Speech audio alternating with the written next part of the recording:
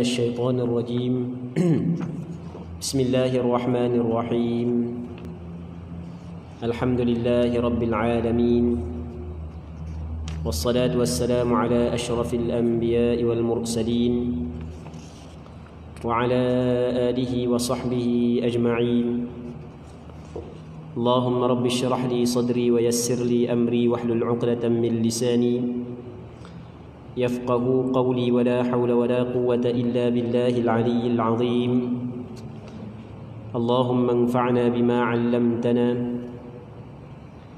وعلمنا ما ينفعنا وعلمنا ما جهلنا وذكرنا ما نسينا اللهم يسر ولا تعسر رب تمم بالخير اللهم افتح علينا فتوح العارفين وفقنا توفيق الصالحين اللهم لا سهل إلا ما جعلته سهلا وأنت تجعل الحزن إذا شئت سهلا.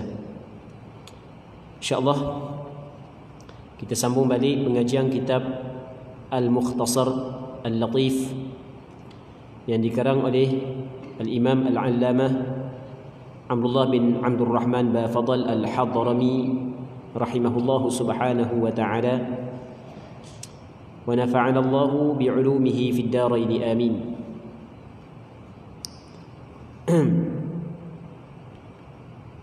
Kita rasanya muka surat 17. Ada tak hak tanda? Hamba mudah ingat tak tanda. Betul dah? 17. Faslun. Ini suatu fasal. Katanya wayang jusul ma'ul qalilu wa ghayruhu minal ma'i'ati biwuqu'in najasati fihi sawa'un ghayyarathu am lam tughayyirhu wa yu'fa 'anil yasiri minasy sya'ri an-najis wa 'anil maytati allati la nafsa laha sa'ilah wan najasati allati la yudrikuha at-tarf wa manfadhi at-tayri wal fa'r wal yasiri min ghubari as-sirjin وسؤر الهرة التي أكلت نجاسة ثم غابت زمنا واحتمل ولوغها في قلتين من الماء. Katanya fasal sesuatu yang menajiskan air yang sedikit dan ternajis air yang sedikit dan selain daripada air, iaitu daripada cecair dengan jatuhnya najis ke dalamnya, sama ada merubahnya atau tidak merubahnya. Dimaafkan bulu haiwan yang najis jika sedikit, dan bangkai haiwan yang tidak mengalir darahnya, dan najis yang tidak dapat dilihat dengan zahir mata, dan lubang najis burung dan tikus, dan baja yang sedikit, dan mulut kucing yang memakan sesuatu yang bernajis namun kemudiannya ia menghilangkan dirinya, yang berkemungkinan ia menjilat air yang sukatangnya adalah 2 qadah. Muslimin muslimat yang dirahmati oleh Allah Subhanahu wa taala. Sebelum daripada ni kita bincang berkenaan dengan wudu dan berkenaan dengan mandi wajib. Di sana ada taharah yang dikenali sebagai wudu, dan di sana ada taharah yang dikenali sebagai mandi wajib. Maksudnya ada taharah, maksud taharah di sini adalah kita bersihkan diri daripada hadas kecil dengan caranya kita berwudu. Dan di sana ada taharah dengan cara kita mandi, ataupun dipanggil juga kita menghilangkan hadas besar melalui mandi wajib. Alat yang digunakan untuk berwudu dan mandi adalah air. Dan bukan semua air dibolehkan kita guna untuk mandi dan berwudu. Air yang boleh digunakan untuk mandi dan berwudu adalah air mutlak. Air mutlak adalah air yang dilepaskan daripada apa-apa ikatan yang tetap. Itu makna air mutlak. Kerana Allah Subhanahu wa taala kata begitu dalam Al-Quranul Karim, begitu juga hadis Nabi sallallahu alaihi wasallam rasul begitu. Dalam Al-Quran Allah Ta'ala kata fa illam tajidu ma'an fatayammamu, jika mung tidak dapati air. Air ni secara mutlak tanpa diikatkan air apa-apa, maka kata ulama air yang boleh digunakan untuk bersuci adalah air mutlak. Begitu juga ketika ada seorang Arab Badui masuk ke dalam masjid Rasulullah, tiba-tiba dikecing dalam masjid Rasulullah, maka Rasul pun suruh kepada sahabat, hariqu ala baulihi dhanuban mimma, tuangkan di atas air kencingnya satu timba daripada air. Rasul kata secara mutlak tanpa diikatkan dengan apa ikatan terhadap air tersebut. Maka sebab itulah kata ulama, air yang boleh kita guna untuk bersuci sama ada berwudu ataupun mandi wajib adalah air mutlak. Di sana ada beberapa jenis air tidak boleh kita guna untuk berwuduk dan mandi wajib. Tidak sah. Jadi sebab itulah perbincangan air di antara perbincangan yang dibincangkan dalam kitab fiqh. Kerana ia berkait dengan bersuci. Bersuci berkait dengan sembahyang. Perbincangan berkenaan dengan air ia berkait dengan ibadat solat kita. Kita nak bincang pasal air sebenarnya dia berkait dengan ibadat solat. Kerana bukan semua air boleh kita guna untuk bersuci. Di sana ada air yang dikenali sebagai air mutanajis. Air mutanajis adalah air yang terkena najis. Apa yang disebut oleh pengarang kita adalah air yang sedikit. Okey, kita ada air yang sedikit dan ada air yang banyak. Sedikit dengan banyak di sini adalah kalau tidak cukup 2 qadah maka dikirakan sedikit. Kalau 2 qadah ke atas dikirakan banyak. Banyak mana 2 qadah? Lebih kurang dalam 200 liter. Kalau air itu 200 liter ke atas, maka dikirakan banyak. Kalau air itu dalam 10 liter, 20 liter, 100 liter, masih lagi dikirakan sedikit. Okey. Kita hukum air sedikit dia berbeza dengan hukum air banyak. Kita nak bincang air sikit ni. Air yang sedikit semata-mata jatuh najis ke dalamnya. Tapi dengan syarat najis yang tidak dimaafkan. Sebab di sana ada najis yang dimaafkan. Air yang sedikit apabila jatuh najis ke dalamnya, sedangkan najis ni bukan najis yang dimaafkan, maka najis tersebut menajiskan air itu, sama ada berubah ataupun tidak. Okey, katakanlah ni air duduk dalam cawang. Duduk dalam cawang ni berapa liter sangat? 1 liter pun tak sampai. Tiba-tiba tak cicok ada di dalam. Ada tak cicok sutir di dalam? Allah, ada sutir tak cicok. Air kita tengok sama je. Warna seperti warna asal, bau pun tak berubah, rasa pun sedap pula Contoh. Biasa je. Tak ada berubah benda. Kata ulama, air ni dinamakan sebagai air mutanajis. Tidak boleh kita guna untuk bersuci. Nak berwuduk tak boleh, nak mandi wajib tak boleh, nak basuh najis tidak boleh. Kalau buat juga tak sah. Dan nak minum tak boleh. Tak sengaja nak buat ni. Hamba kena dah tak sengaja. Ada satu surah tu di Terengganu juga surah tu. Dah sebelum dia cawang, dia pakai cawang gitu, cawang hok dia tak nampak, cawang hok ada warna. Nyetok air, kita minum juga. Tengah-tengah kita minum tu kita berhenti gitu, kehek. Tapi kita tak kabur takut malu orang hok yang tok tu. Ada tak cicok dak setengah. Allah kena sungguh, tapi mujurlah rezeki. Tidak kalau kita nak minum diri sengaja memang tak dah. Tapi jangan buat gitu tabak buat kita wah sungguh lah kita. Kalau buat sengaja kau. Muslimin muslimat yang dirahmati oleh Allah Subhanahu wa taala. Jadi air yang sedikit, kita ulang sekali, air yang sedikit maksudnya air yang kurang daripada 2 qadah, semata-mata jatuh najis ke dalamnya. Tapi syarat najis itu najis yang tidak dimaafkan. Nanti kita akan bincang apakah najis yang dimaafkan. Maka najis itu akan menajiskan air. Air itu terus jadi mutanajis. Air dalam satu baldi. Satu baldi air. Satu baldi dah siapa? 200 liter. Berapa liter nak satu baldi? Mungkin baldi yang besar sikit, kita kata 30 liter. Besar sikit tu. Kalau baldi kecil, 10 liter dah siapa? Baldi sederhana mungkin 15 liter. Tiba-tiba jatuh tai cicak dalam, jatuh tai tikus dalam, tai ayam dalam, tai kambing dalam. Yang penting benda yang najis, maka najis tersebut menajis air itu walaupun tidak berubah. Okey, satu. Manakala air yang banyak, air yang cukup 2 qadah ke atas, semata-mata jatuh najis ke dalamnya, najis tersebut tidak menajiskan air. Jatuh najis dia pun. Jatuh kubang apa pun tak apa. Sebesar-besar sungai, dok sungai berapa liter sungai. Tak ada kira berapa liter, berapa ribu liter sungai. Kosong. Ada lembu mampu seekor dalam. Adakah bangkai lembu saat itu menajiskan air sungai? Tak. Sebab air sungai banyak.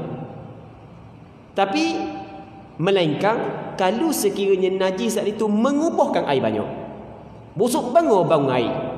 Bau busuk, bau bangkai tu air. Maka ketika itu barulah bangkai tersebut, najis tersebut menajiskan air itu. Muslimin muslimat yang dirahmati oleh Allah Subhanahu wa taala. Yang mana apa yang disebut oleh pengarang bukan setakat air yang sedikit semata-mata jatuh najis ke dalamnya juga najis itu menajiskan air, bukan setiap benda yang cair. Benda yang cair ni dok kira sikit banyak. Benda yang cecair selain daripada air. Dok kira sikit ke banyak, asal kata jatuh najis, terus najis menajiskan benda tersebut.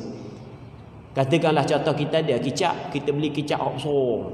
Dah anak tok laki wahai kicap belaka. Kalau goreng telur, kicap berahi sangat. Oh, jadi kita gerang sangat beli hot tong besar lalu, pakai mudah papau. Jadi budak-budaknya pakai ambil aku ambil dia ingat dak tutup.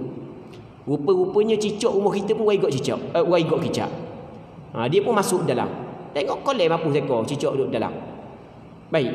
Okey, cicak binatang hak yang tidak mempunyai darah mengalir. Kita dah buat contoh dengan cicak. Kita kena contoh benda lain.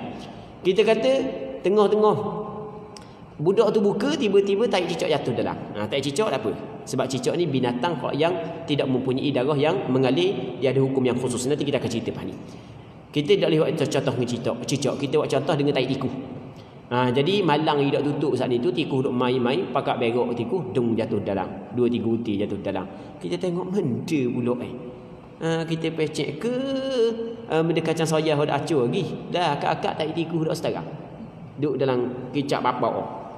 Kata ulama, tai tikus saat itu menajiskan kicap tu. Kena cubuh dak minum. Dak boleh makan kicap tu. Sikit ke banyak ke dak kira. Ada kita beli dalam 400 liter. Tong besar tu kicap.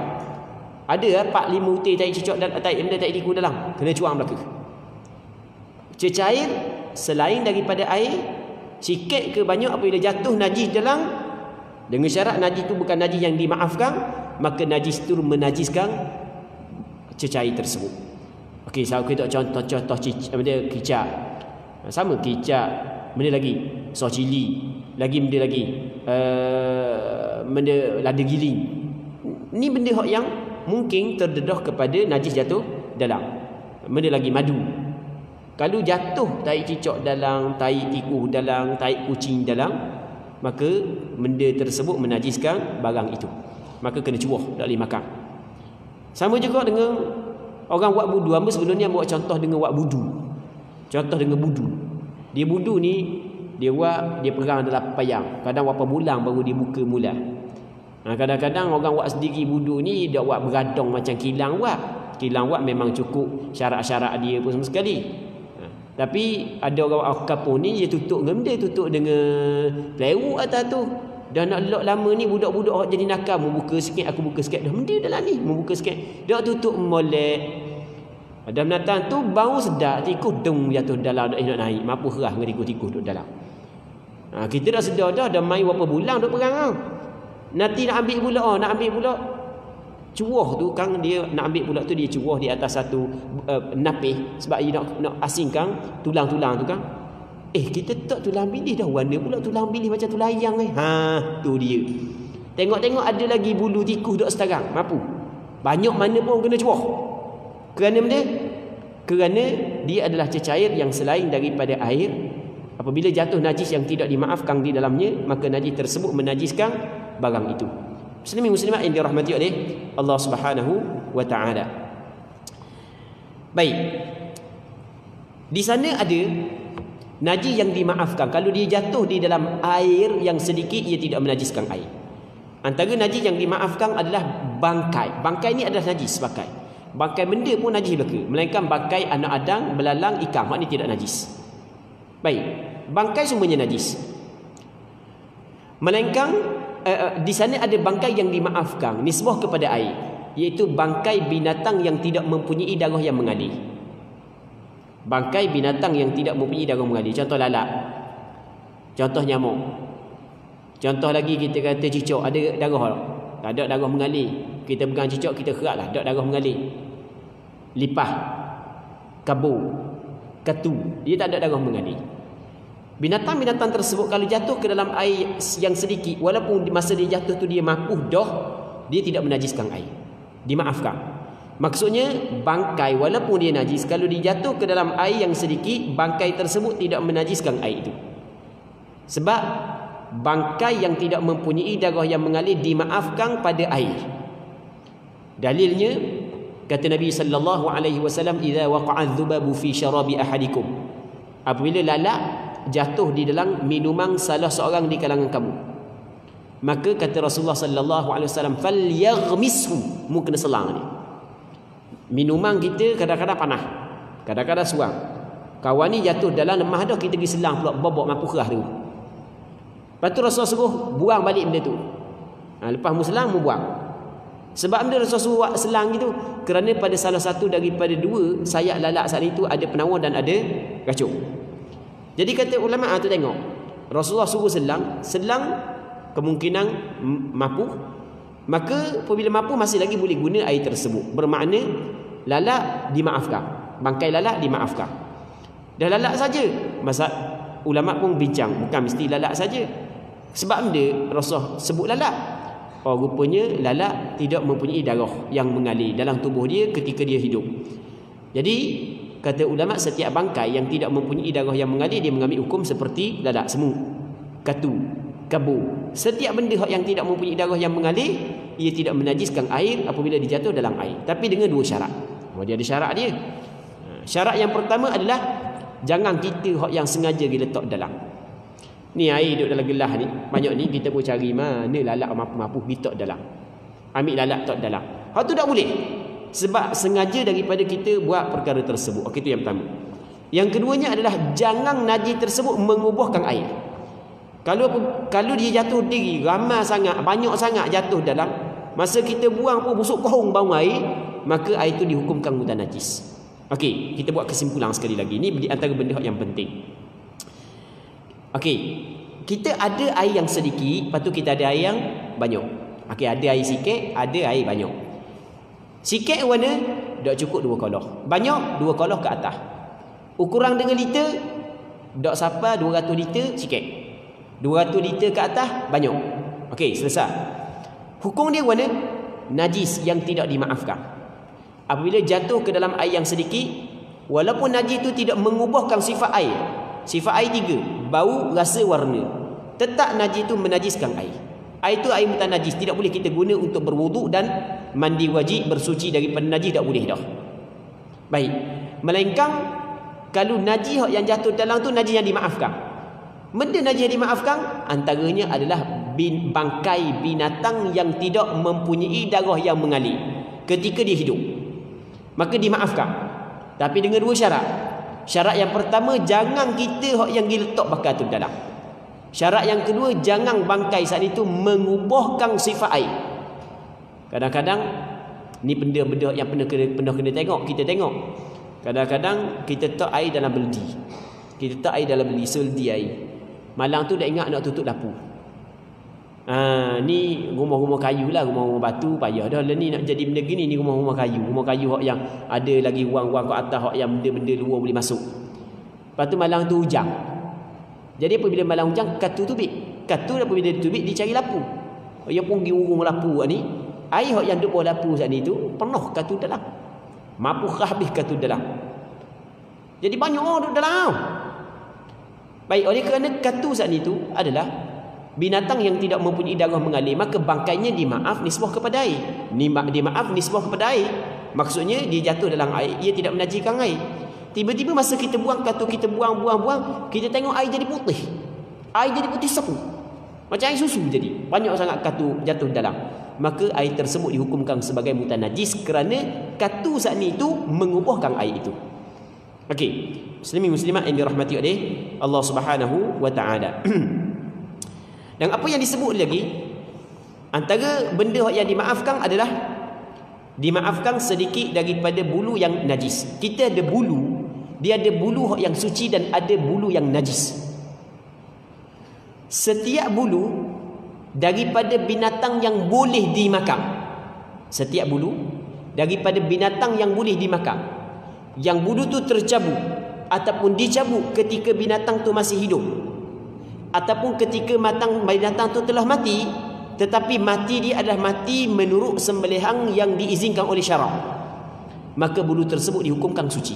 Sekali lagi, kita ada bulu najis, kita ada bulu suci. Bulu suci lagu mana bulu suci? Bulu binatang yang dimakan dagingnya.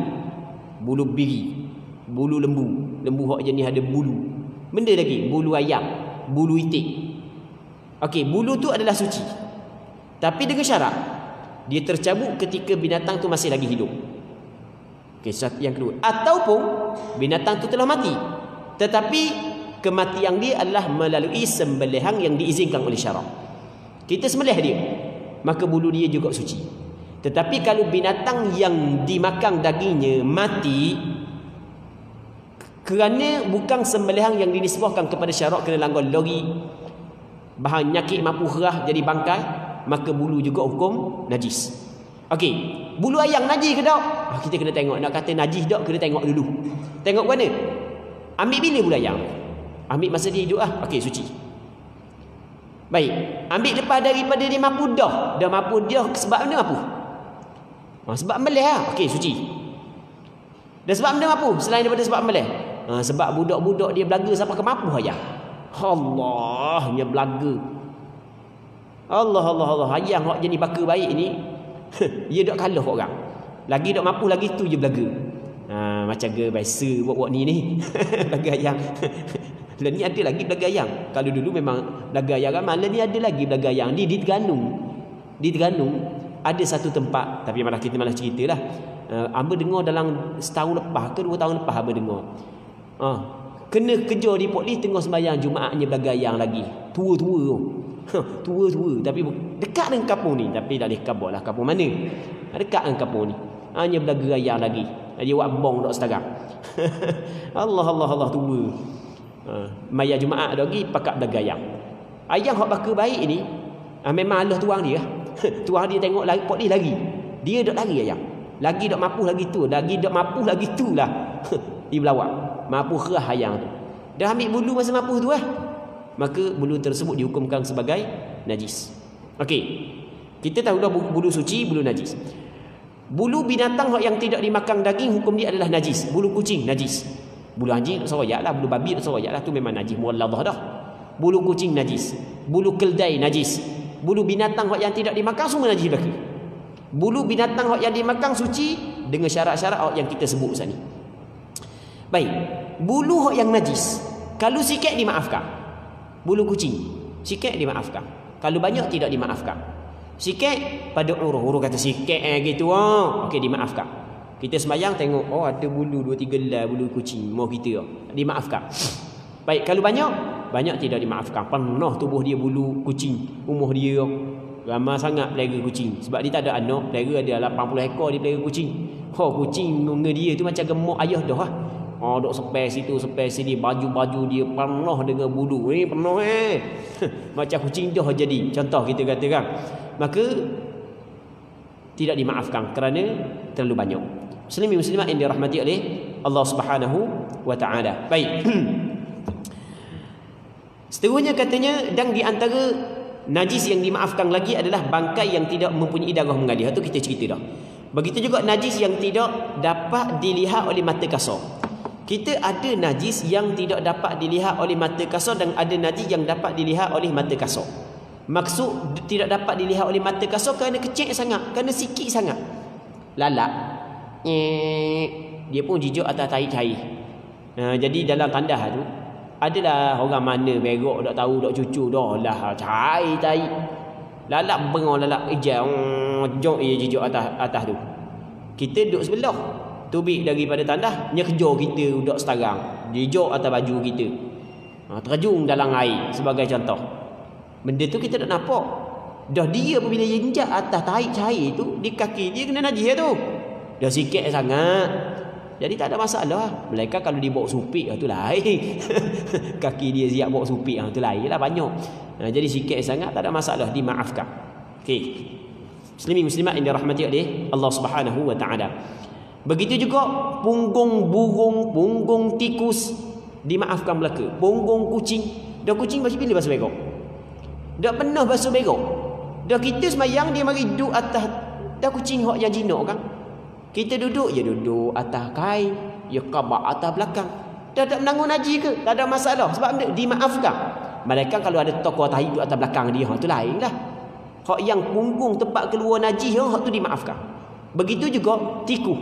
Tikus yang nyelang dalam air kita, nyelang dia mandi buat dia. Lepas tu naik mula tak apa. Dah kan di punggung kang dia ada najis basuh berok bila? Dimaafkan kata ulama. Sama juga dengan punggung burung dimaafkan. Baik. Begitu juga sedikit daripada ghubar as-sirjin. Debu, dia tulis sini, terjemahan di sini adalah debu baja. Dia maksud baja di sini dulu dia buat baja daripada tahi binatang. Jadi tahi binatang tu najis. Debu daripada tahi binatang, hal tu sedikit dimaafkan. Baik. Sama juga dengan kata dia mana lagi? Dan mulut kucing yang memakan sesuatu yang bernajis, namun kemudiannya ia menghilangkan dirinya dan kemungkinan ia menjilat air yang sukatangnya 2 kalah. Okey. Sekarang ni ada seekor kucing. Jadi kita tengok dah yang kekah tikus. Kekah tikus mampu ha tikus. Ni bapang habis ni mulut dia penuh darah Darah tu najis dah. Bangkai tikus najis. Lepas daripada tu senyap dia, tak tahu apa mana dah. Yang mana masa dia pergi saat ni ada kemungkinan dia pergi minum air yang banyak. Dia apabila dia jilat air, minum air yang banyak, jadi mulut dia bersih. Kalau kita yakin, kita tengok dia pergi ke air banyak, dia jilat apa semua sekali sampai ke mulut dia bersih, tu jelas lah, suci lah mulut dia. Sekarang ni kita dah yakin. Kita dah yakin. Okey, sekali lagi ya. Tengok. Kucing, katakanlah ni air kita. Ni air kita. Jadi lepas daripada dia kekah, tikus, darah penuh, tiba-tiba dia pergi jilat dalam air kita, maka air kita yang sedikit dihukumkan sebagai mutanajis. Satu, jelas. Sebab sikit. Yang kedua, dia kekah tikus, penuh mulut darah dia pun pergi tempat air banyak tepi sungai ke, tak kira lah. Dia pun jilat air, dia benda top kepala dia dalam air.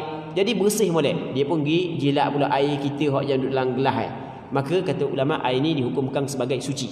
Kerana mulut dia cuci dah lepas daripada dia minum air yang banyak sana ni. Berapa dah? 2. Yang ketiga. Okey, yang ketiga kita bincang Yang ketiga ni kita dak tengok sendiri. Dia sekarang ni lepas daripada dia makan tikus, jadi jelas mulut dia najis. Kita dak tengok pun dia minum air banyak, tapi dia hilang sekejap. Yang mana dalam tempoh hilang tu ada kemungkinan dia saat itu minum air yang banyak yang boleh menyucikan mulut dia. Tiba-tiba dia datang balik, dia pergi jilat air dalam bekas kita ni. Adakah kita hukum air dalam bekas kita ni mutanajis? Tak, kata ulama tak. Air ni tetap dihukum suci. Kerana kehilangan dia yang sekejap. Yang mana ketika kehilangan dia sekejap, ada kemungkinan mulut dia bersih. Ada kemungkinan, walaupun kemungkinan yang lemah, maka ketika tu dia tidak dapat menghilangkan kesucian air ini. Allah, payah sikit kita nak faham bab ni. Okey, hamba urang sikit lagi ya. Dengar molek.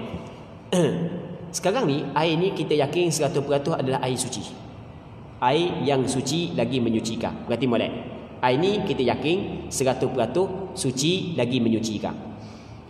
Mulut kucing najis, kita yakin najis. Tiba-tiba dia jilat dalam ni, maka kita yakin najis yang ada pada mulut dia 100% najis yang ada pada mulut dia saat itu dapat menghilangkan kesucian air ni. Sebab kita yakin najis. Okey, satu. Yang kedua, air ni suci, kita yakin air ni suci. Tiba-tiba dia makan najis, dia hilang sekejap. Apabila dia hilang sekejap, dia mari. Ketika dia hilang sekejap, ada kemungkinan dia makan tempat lain, minum tempat lain, jadi mulut dia yang ada najis tu kurang dah. Tak ada 100% jadi kurang dah. Maksudnya mungkin 80% lagi dia mulut dia najis. Apabila 80% sedangkan air ni 100% yang suci, maka mulut dia yang kita tidak yakin 100% najis, dia tidak dapat menajiskan air yang kita yakin suci 100%. Faham ke tak? Ke tak faham? Faham kan? Nah, tengok ni cara ulama berfikir. Kita dalam kaedah fiqh ada kaedah nama dia al-yaqin la yuzalu bisyak. Benda yang yakin tidak dihilangkan dengan syak.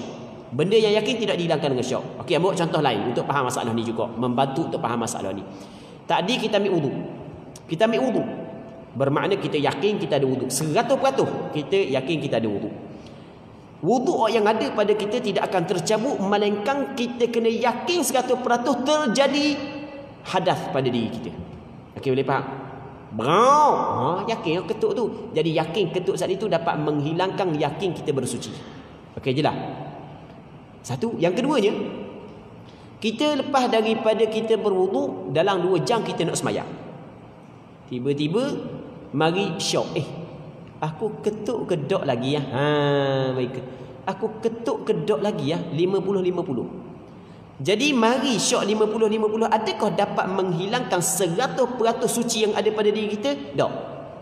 Mesti kena 100% kita yakin kita berhadas, barulah dapat hilang 100% suci yang ada pada diri kita. Okey, boleh faham tak? Boleh faham kan? Satu. Yang kedua gini pula. Kita ni ambil wuduk tadi, memang kita yakin kita ada wuduk. Yakin. Lepas selang beberapa jam kita nak semayang, mari berat kita ketuk dah. 70% kita rasa kita ketuk. 80%. Berat aku ketuk dah, tapi tak yakin. Tak yakin aku ketuk. Tadi 50-50. Hak ni 70%, 80% rasa aku ketuk. Tapi aku tak yakin. Ya 80% tak yakin, okey. Dia nak yakin dia 100%. Tapi berat ketuk, tapi tak yakin. Masih lagi ada, kalau kita kata 80%, masih lagi ada 20% kemungkinan tak. Okey, boleh faham kan? Jadi kalau kita kata aku macam berat ketuk 80%, dah rasa berat ketuk. Dah 20% lagi ya. 20% macam tak ketuk. Okey, adakah kita saat ni tu boleh semayang dengan wuduk tu? Kata ulama boleh. Sebab dia. Sebab kita hanya 80% saja kita rasa kita berhadas, sedangkan suci yang ada pada diri kita ada 100%. Maka hak 80% dia tidak dapat menghilangkan hak yang 100%. Okey, jelas. Nampak tak? Okey, kita pergi kepada masalah yang kita nak bincang saat ni. Baik. Ni cara ulama berfikir. Ulama berfikir kerana memahami daripada Quran dan hadis. Rasul hajar gitu cara berfikir. Kata Rasulullah sallallahu alaihi wasallam, idza syakka ahadukum fi salatihi. Apabila seorang di kalangan kamu dia syak dalam sembahyangnya, adakah dia sembahyang 3 rakaat ataupun 4 rakaat, maka dia kena binakan sembahyang dia di atas apa hak yang diyakini dan buang hak yang syak. Begitu dalam hadis yang lain kata Rasulullah sallallahu alaihi wasallam, apabila dia mendapati ketika dia sedang sembahyang ada benda hak dalam perut dia, maka jangan dia keluar daripada sembahyang melainkan apa dia dengar bunyi ataupun bau. Rasul ayat gitu. Maka ulama kata jadi benda hak yang yakin tidak boleh kita nak hilang dengan syak. Kalau mari syak tak boleh kira hak syak kalau pakai hak yang yakin. Okey, sekarang ni air ni yakin suci 100% kita yakin suci. Kucingnya bahan bakar. Tidak pergi mana lepas dia bahan bakar, dia gilat air ni. Maka jelas air ni mutanajis. Kerana kita yakin mulut dia najis, menjilat air yang suci, maka mulut dia najis saat itu dia dapat menghilangkan kesucian air ni. Okey, satu. Yang kedua, apabila dia jilat dia hilang sekejap. Ketika dia hilang ada kemungkinan. Okey, masa dia jilat tu kita yakin dah 100% mulut dia najis. Ketika dia hilang sekejap ada kemungkinan dia saat itu minum air yang banyak yang menyebabkan mulut dia suci. Sebab masa dia mari tak ada bekas di mulut dia, tak ada kesan. Ada kemungkinan. Jadi apabila ada kemungkinan dia minum air pada tempat yang banyak, mulut dia jadi suci, jadi bermakna najis yang ada pada mulut dia 100% saat itu jadi 100% dah. Mungkin jadi 80%, mungkin jadi 70%. Jadi bila jadi 70%, adakah ia dapat menghilangkan keyakinan suci yang ada pada air ini? Tidak. Sebab tu air ini tetap dihukumkan suci lagi menyucikan. Allah. Bukan mudah ni bukan baca surat khabar ni bincang hukum hakam secara mendalam. Muslimin muslimat yang dirahmati oleh Allah Subhanahu wa taala. Seterusnya, faslun wa idza kana al-ma'u qullatayn wa waqa'at fihi najasatun fala yanjusu illa idza taghayyara ta'muhu aw lawnuhu aw rihuhu taghayyuran kathiran aw yasira wa idza zala at-taghayyuru bi nafsihi aw bima'in tahur ولا يطهر إذا زال التغير بمسك أو زعفران أو جص أو تراب. Maksudnya, jika najis terjatuh dalam air yang banyak, sekiranya air mencukupi 2 kolah, kita khabar dah 2 kolah ukuran liter sekarang ni adalah 200 liter ke atas, dan terjatuh najis ke dalamnya, maka tidak ternajis air tersebut kecuali berubah rasanya atau warnanya atau baunya dengan perubahan yang banyak ataupun sedikit. Jadi kalau air itu cukup 2 kolah 200 liter ke atas, jatuh najis di dalamnya, najis yang tidak dimaafkan, maka najis tersebut tidak menajiskan air itu. Air itu tetap suci lagi menyucikan. Baik, melainkan barulah air tersebut menjadi mutanajis apabila najis itu merubahkan air, sama ada mengubahkan sifat air, warna air, atau ni salah satu, atau rasa dia ataupun bau dia. Kita adalah air, kita tok dalam satu tangki yang besar, tangki tangau. Tangki itu adalah dalam 800 liter tangki, bapak tangki. Kita beli tangki hitam. Baik, tiba-tiba kita buka paip, bau busuk, bau air. Sudah benda pula. Kita pun naik atas tangki, tengok ada 2 ekor tikus, mapu jatang seekor, tina seekor, mati sekaligus. Warna tak tahu mati, mapu kerah duduk dalam tu. Air banyak busuk kau. Maka itu dihukumkan sebagai mutanajis. Mutanajis kerana berubah. Sepakat ulama mengatakan kalaulah najis merubahkan sifat air, maka air tersebut dihukumkan sebagai mutanajis. Jadi air yang banyak semata-mata jatuh najis ke dalamnya, najis itu tidak menajiskan air, melainkan apabila najis itu mengubahkan sifat air. Itu kita kena faham, muslimin muslimat yang dirahmati oleh Allah Subhanahu wa taala. Baik. Katanya jika hilang perubahan tersebut dengan sendirinya atau disebabkan bercampur dengan air yang lain, maka ia dikirakan suci. Jadi air yang banyak semata-mata jatuh najis ke dalamnya, najis tidak menajiskan air itu, melainkan kalau najis mengubahkan sifat air, maka barulah dihukumkan air tersebut mutanajis. Tiba-tiba perubahan yang ada pada air tersebut hilang, jadi macam asal balik. Kata ulama, air saat itu bertukar menjadi suci semula. Okey, kita buat contoh.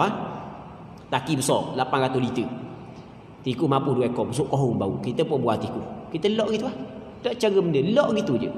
Selang 2 minggu kita pergi tengok, bau dak macam biasa, dak bau, warna pun macam biasa, bau macam biasa, rasa pun macam biasa. Maka kata ulama, air tersebut bertukar menjadi suci lagi menyucikan. Boleh faham? Baik, sekali lagi ya. Di sana ada hadis, yang mana hadis ini diriwayat oleh Imam Abu Dawud, Imam Tirmizi dan beberapa orang ulama hadis yang lain. Kata Nabi sallallahu alaihi wasallam, "Idza kana al-ma'u qullatayn lam yahmil al-khabath." Apabila air itu cukup 2 kala, maka dia tidak menanggung kekotoran. Dalam riwayat Imam Abu Dawud, kata Nabi sallallahu alaihi wasallam, "Fa innahu la yanjus." Sesungguhnya air itu tidak jadi najis. Kata Rasul, air kalau cukup 2 kala dia tak jadi najis. Air kalau cukup 2 kala tak jadi najis. Maka kata ulama, kalau gitu, kalau tak cukup 2 kala jadi najis lah. Dah kata Rasul, kalau air cukup 2 kala tak jadi najis. Kalau jatuh najis dalam. Jadi benda yang kita faham, yang kita fahamnya kalau tak cukup 2 kala jadi najis lah kalau jatuh najis dalam. Sebab telah kata ulama, kalau tak cukup 2 kala semata-mata jatuh najis dalam, sama ada berubah ataupun tidak, hukum dia adalah mutanajis. Satu. Manakala kalau cukup 2 kala jatuh najis, tak jadi najis air itu, sebab air itu banyak. Melainkan kalau najis mengubahkan sifat air. Jadi air yang 800 liter jatuh tikus dalam, bila kau dihukumkan dia mutanajis? Ketika bangkai tikus mengubahkan sifat air. Lepas daripada itu kita buang tikus, busuk bang air, selang beberapa ketika busuk tu hilang. Sebab dia asal je mutanajis, sebab busuk lah. Dan apabila sebab tu tak ada, kembali kepada suci balik. Okey je lah. Sebab mutanajis kerana busuk. Apabila busuk tak ada, maka kembali kepada suci semula. Dah kalau air sikit tak boleh, walaupun tak berubah. Sebab air sikit mutanajis dia kerana jatuh najis dan dia sikit. Nak jadi suci balik kena tambah air, biar cukup 2 kala. Tambah cukup 2 kala, barulah jadi suci semula air yang sedikit. Muslimin muslimat yang dirahmati oleh Allah Subhanahu wa taala. Katanya tidak dikirakan suci jika hilang perubahan tersebut disebabkan oleh kasturi atau za'faran atau al-jas atau tanah. Jas ni maksudnya kapur ataupun tanah.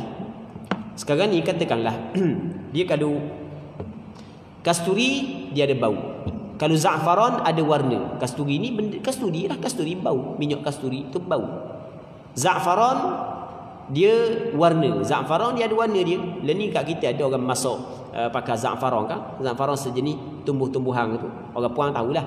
Tak tahu balik lagi buka Google tengok tulis za'faran, lagu mana bentuk za'faran, lambak dalam Google. Tak pandai Google, Bujur dak pandai ni, pandai belaka ni. Dak pandai suruh cucu buka. Khabar mai wang panggil kejap Toki dengar ustaz khabar Za'faran Toki nak tengok Za'faran Toki dak pandai nak pecek-pecek. Benda-benda gugum dia. Sebut warna pun cucu pandai, cucu ni pandai belaka. Umur 10 tahun tu Allah ke tua pandai. Baik, suruh dia buka. Boleh tengok benda Za'faran. Za'faran ni sejenis tumbuhan yang ada warna dia warna merah. Orang letak dalam makanan-makanan. Okey. Sekarang ni kita ada benda kasturi, bau. Za'faran ni adalah dia pewarna. Yang ketiganya adalah dia cerita benda jis ataupun jas ni kapur putih. Kapur tu lah kapur. Lepas tu tanah. Ni dia warna. Dia ada warna. Jadi sekarang ni kan air ni banyak. Katakanlah 800 liter. Jatuh tikus mampus dalam. Busuk bangor. Kita buang tikus. Busuk. Maka air ni dihukumkan mutanajis. Selang beberapa ketika busuk tu hilang, maka bertukar air ni menjadi suci lagi menyucikan. Kerana yang menajiskan air ni adalah berubah bau dia. Tiba-tiba berubah tu hilang, sedangkan air tu masih lagi banyak, maka dihukumkan suci. Baik. Ataupun bukan kita lama kita ambil air lain, kita buka, kita tambah sampai ke hilang bau, kita tambah air lain, maka dihukumkan suci. Okey jelah. Dua, yang ketiga. Ni hak ni. Sekarang ni busuk bangor bau, maka air ni dihukumkan mutanajis. Kita pun ambil kasturi, ambil minyak atar, orang wi kita balik Mekah bau ni, orang wi kita curuh dalam. Kita pun kucar-kucar. Hilang terus bau busuk, bau kasturi pula. Adakah air saat ni dihukumkan sebagai suci lagi menyucikan? Kata ulama tak. Sebab apa?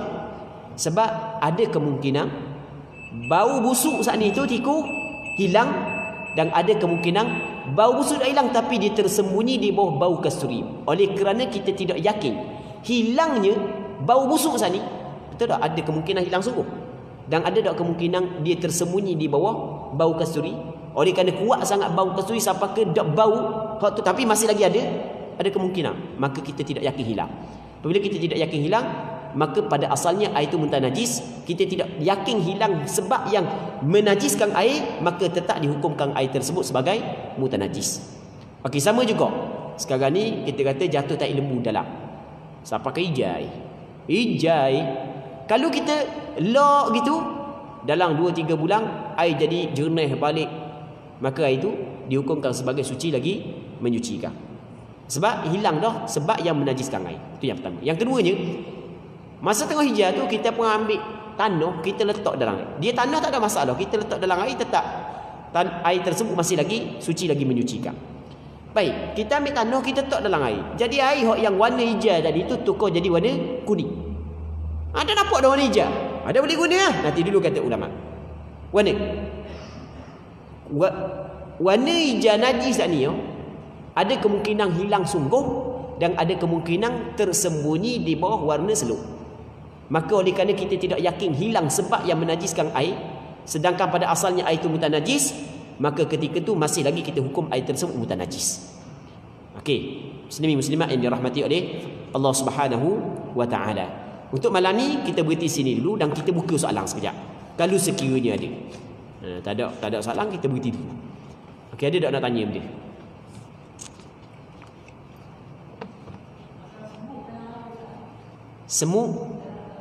Semut dalam air. Okey, semut dalam air. Semut ada dua. Yang pertamanya, semut banyak ni, kita nak rayak hak dua, hak yang kita nak bincang pak ni. Yang pertama semut hidup, yang keduanya semut mapung. Semut kalau hidup dia adalah suci. Tapi bukan boleh makan, bukan. Suci ni bukan dia seperti babi, bukan seperti anjing. Semut kalau hidup tak ada masalah. Okey. Banyak mana pun tak ada masalah. Yang pertama, yang keduanya semut hak yang mapung. Semut mapuk dia adalah bangkai. Setiap bangkai binatang hukum dia adalah najis, melainkan 3 bangkai sahaja yang tidak najis. Belalang, ikan, manusia. Hak ni suci. Jadi bangkai tu najis, dia duduk dalam air. Maka adakah semut hak yang bangkai saat itu dia menajiskan air yang sedikit? Kata ulama tidak. Kerana benda? Kerana dimaafkan. Kerana semut tu termasuk dalam bangkai binatang yang tidak mempunyai darah yang mengalir. Tadi kita ceritakan, kita ada bangkai binatang yang mempunyai darah mengalir, lepas tu bangkai binatang yang tidak mempunyai darah yang mengalir. Tapi masalah bangkai semut dalam mazhab Imam Syafi'i hanya dimaafkan pada air sahaja. pada cecair saja, tidak dimaafkan pada pakaian dalam sembahyang. Maksudnya, kalau dalam poket kita ada 3 ekor semut, mapuh. Lepas dari belaga mapuh kerah duduk dalam poket ni. Kita tahu ada dalam poket ni, mapuh Sebelum daripada kita sembahyang, kita kena buang dulu. Kalau kita sembahyang dengan menanggung semut tersebut, dalam mazhab Imam Syafi'i, sembahyang kita adalah batal, tidak sah, kerana di antara syarat sah sembahyang mesti kena suci dari najis yang tidak dimaafkan. Semut tersebut tidak termasuk dalam binatang yang dimaafkan pada pakaian dalam mazhab Imam Syafi'i. Wallahu a'lam. Okey, ada lagi soalan yang lain? Tak ada, kita berhenti dulu Okey, wallahu subhanahu wa ta'ala a'la wa alam. اللهم حققنا باتباع نبيك محمد صلى الله عليه وسلم ظاهرا وباطنا. اللهم اجعلنا ممن يستمعون القول فيتبعون احسنه. وصل اللهم وسلم وبارك على سيدنا محمد وعلى اله وصحبه اجمعين والحمد لله رب العالمين.